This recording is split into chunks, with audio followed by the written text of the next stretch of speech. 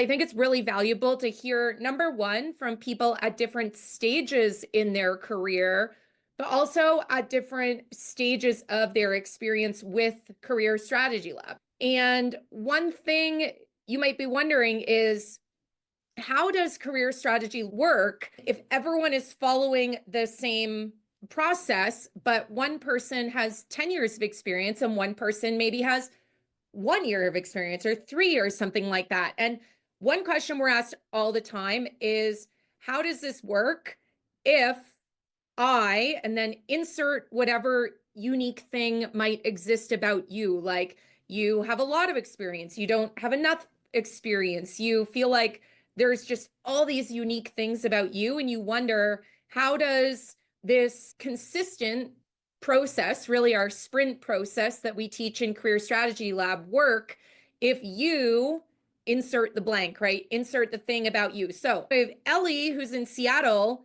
who, drum roll, is a former recruiter, guys, and has switched into UX and product design. So I want to give you a chance to tell us a little bit more about you, what you do, and where you're at in your journey with Career Strategy Labs. So I am Ellie. I am currently a product designer with about a year and a half experience. I am actually a switcher. I went into product design after leaving my career as a technical recruiter. So not just recruiting, but a technical recruiter. So I worked quite a bit with engineering leaders and such at a startup. And I definitely don't regret it. This is the happiest career switch I've ever had. So this is great. But I'm currently in the middle of my time at CSL and I am definitely loving it. So I joined CSL because, well, for multiple reasons. Yes, it was to help find a job. But for me, I think it was more of I was maybe lacking structure at the time. And I really wanted to get that control back. And so that has just definitely been one of the more rewarding parts of joining CSL, amongst others. But that was my main motivation for joining CSL. Yeah, and I love your perspective of a technical recruiter. I think there's so many similarities to recruiting for UX and product roles that you probably see from your time as a technical recruiter. So I think you bring such a important and relevant lens to this whole discussion. Thank you. I appreciate And it. what prompted you ever to make that switch, if you don't mind me asking?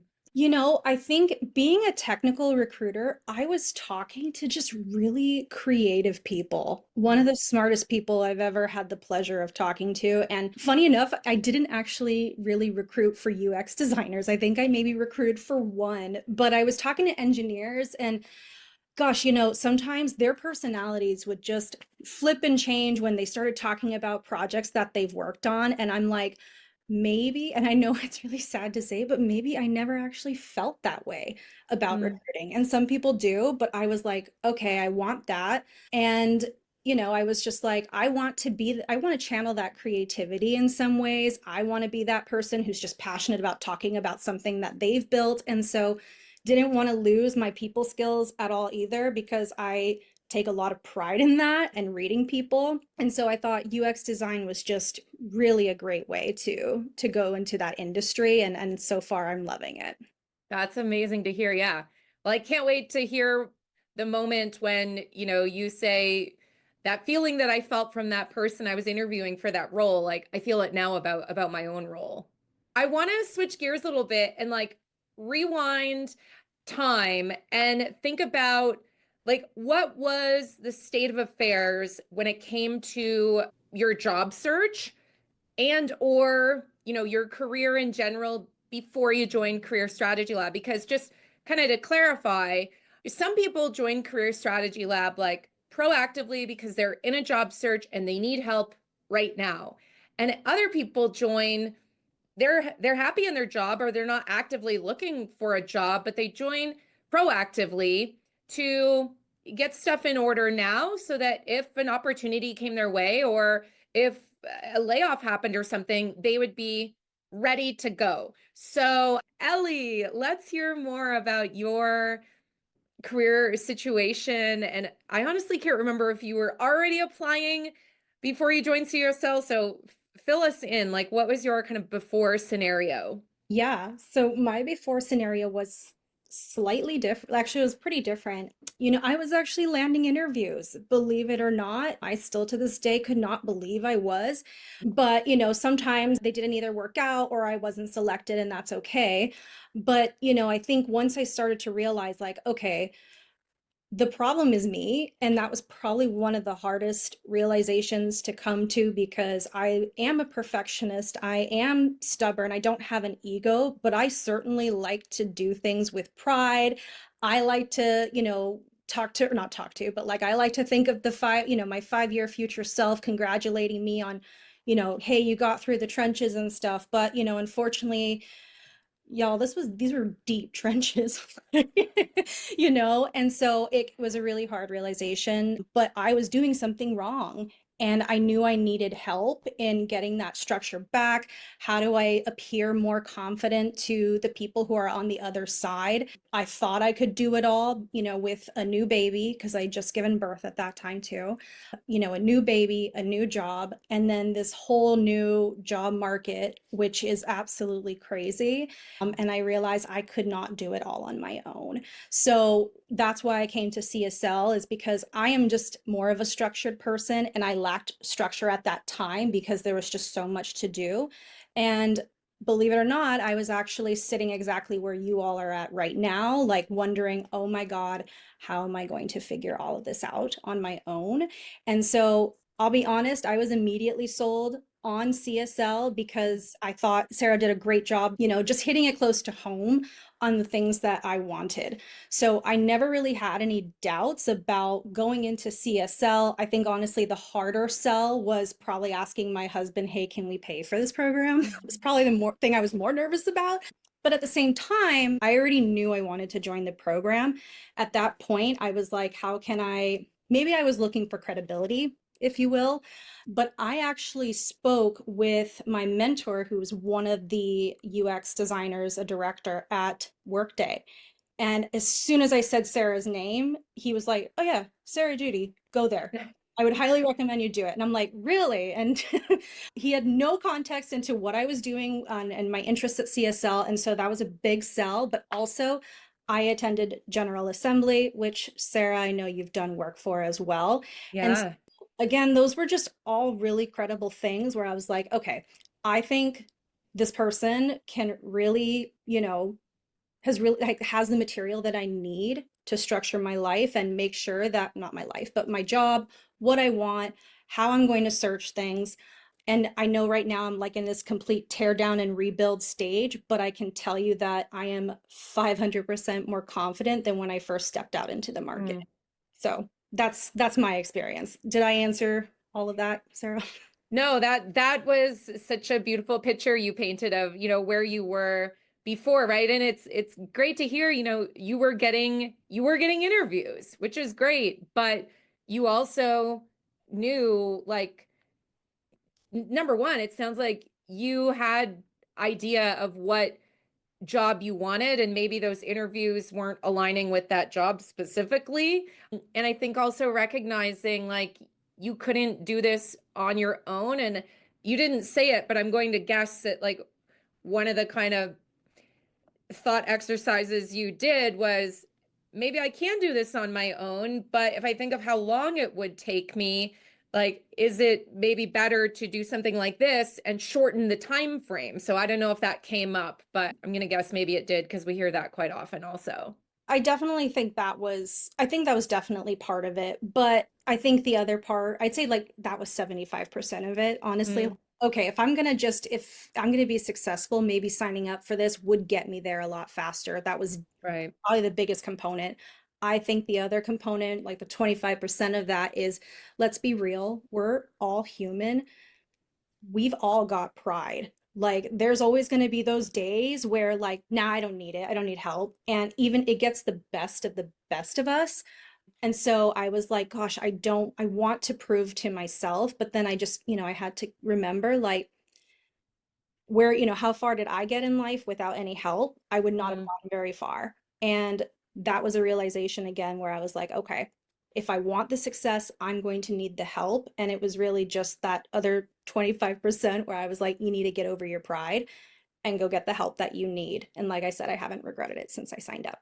I can kind of reflect too. Like, I've not done a program like Career Strategy Lab in my career, but you know what I did do? Multiple programs similar to Career Strategy Lab related to how to create kind of this group coaching program system. And I myself joined other programs to help me like navigate how do I set up the logistics of all of this and how do I do great marketing for it, etc. So it's a very meta point I want to make. But yeah, like I could have spent a lot of time figuring it out all on my own, but we might not be sitting here today if I tried to just keep hacking it together by myself, right? So there's a lot of benefit in thinking about like that time element, like you said, Ellie. 100%. Yeah. I feel like we could keep talking for like 3 hours here. We don't have 3 hours, unfortunately, and we've talked a lot about mindset and confidence. And feel free to add more points to that. But our next kind of official question, maybe we can talk about like thinking back to your initial maybe 4, 6 weeks in Career Strategy Lab. Like, what are some examples of tangible things you did that you really, in hindsight, feel like were very impactful or very memorable or, you know, helped you feel more confident? I'm not sure what, but kind of just switching from like mindset stuff to more, you came into CSL, there's these 5 sprints. Ellie, how about you? Tell us more about your initial experience with the sprints and what stands out. I know you've been moving quite quickly, which is impressive with a baby. So tell us how it's going and how you're doing it. I think you get what you put in. And I think where I was, especially starting that first sprint, I was telling myself, I am ready for a change. I am ready to see what I can do better. And I am ready to just do something different. If you're coming in thinking like, I am just going to use all the advice I got before and then use it in this program and that'll be fine. Okay, to each their own, that's great. And you're more than welcome to do that. But anyone who's considering or is going to join CSL, your very first sprint, I highly encourage you to just be open. And when I say be open, try it for yourself before ruling it out. Because I can tell you, like, there were times where I'm like, okay, I'm not quite sure how this is going to work because this is just not my style. And today I'm like, I'm going to do this every single time something like this happens. So, like, the compass statement really sets up with the clarity going forward. And it felt after the compass statement, I wasn't just applying to jobs for the sake of applying to a job or for the sake of, like, I think everybody can maybe agree with me, but having that sense of urgency, like, you need money, there are bills, you have a life to pay for. Okay, yes, that's there. But having that compass statement of just like, who are you and what do you want and how do you want to grow really puts it in a different perspective when you're in front of LinkedIn trying to figure out how to find your next design job. And I have to say, even after that and going through the LinkedIn exercises, I now have more jobs on LinkedIn being recommended to me that I would actually apply for. And I'm like, oh, okay, so I don't feel like I have to apply to everything in the world Mm. just because it's a job. And I'd say that one of the biggest things that I've learned, especially initially at CSL, is that you need to do everything with intention. Even when times are tough, sometimes intention might take a little bit more time, but you're going to get better habits out of it. You're going to become faster at it once you start, practicing even things like portfolio. Do things with intention because it's going to pay off in the end. I think too, like, portfolios were really hard for me prior to coming to CSL. I think I can say that for a lot of people, but with Sarah's process, it was like, just write it out. Write it out. Don't even don't even aim for perfection, which telling a designer that, like, you're just like, don't do that. Like, what are you talking about? Like, I have to. So letting go of that pressure of like, okay, let me just write it all out. Let me just reflect and break down decisions into these little micro decisions, I guess, really, really helped. And even now, when I'm doing work on my design side, I am like going onto my laptop, writing these things down. I did this today. Why did I do that? Because of X, Y, and Z. How did I do that? I did it this way, you know, because I don't want to forget about those. But I think because I've learned a lot about portfolios with, you know, Sarah's program or with CSL, those are the habits that I wanted to form Mhm. anyway. So I feel not only more structured, but I can tell you, I feel way more intentional with the things that I am doing, you know, around my job search, around my portfolios and things like that. But also, guys, what's kind of cool is that you do things intentionally, even as when you're not being a designer, when you're being, you know, a mom, or when you're redesigning your house or things like that.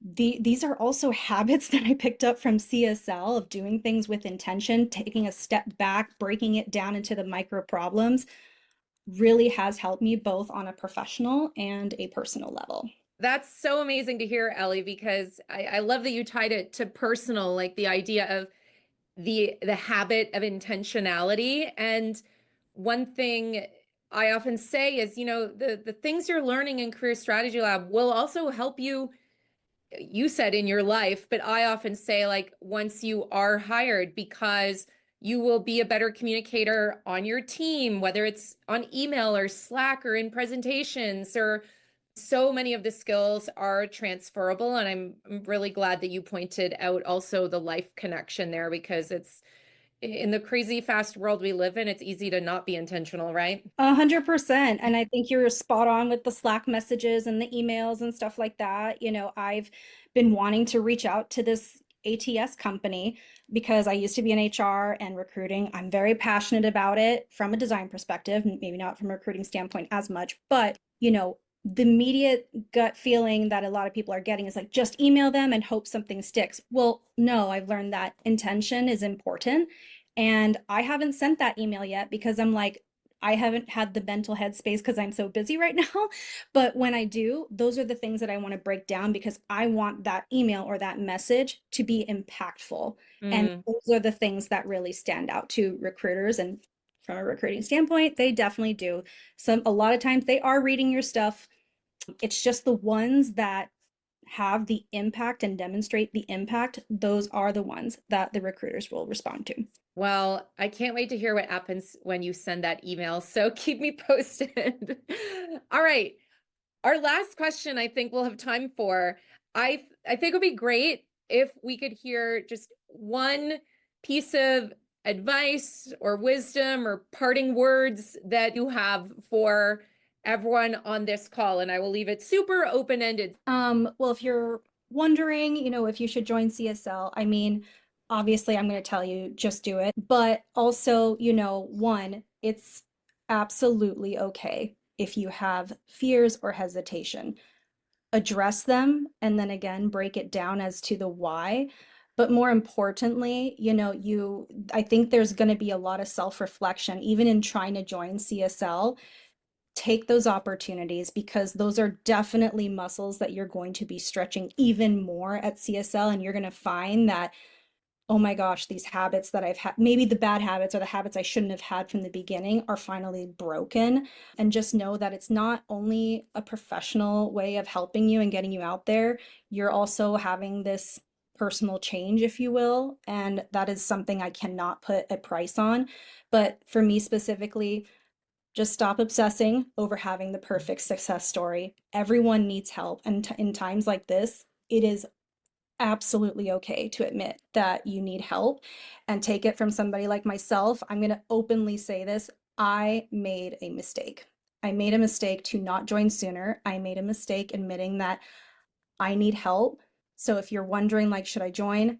My answer was yes, because I came to a breaking point where I said I should have just gotten help earlier. Mhm. So explore that, take that as you will. But more importantly, you're working with really awesome people. You have a really great leader who's leading the cohort, and you always feel supported in times like this. So can't stress that enough. Thank you, Ellie. And you also don't just have the Career Strategy Lab team, you have our whole alumni community, which is 650 something or 70 something, I don't even know what. And so I didn't set out to create a community, but I guess I am creating a UX community in addition to Career Strategy Lab, because our alumni community is so powerful and these relationships continue long after people end their time in Career Strategy Lab, and some of them have started to hire each other, which is mind-blowing to me.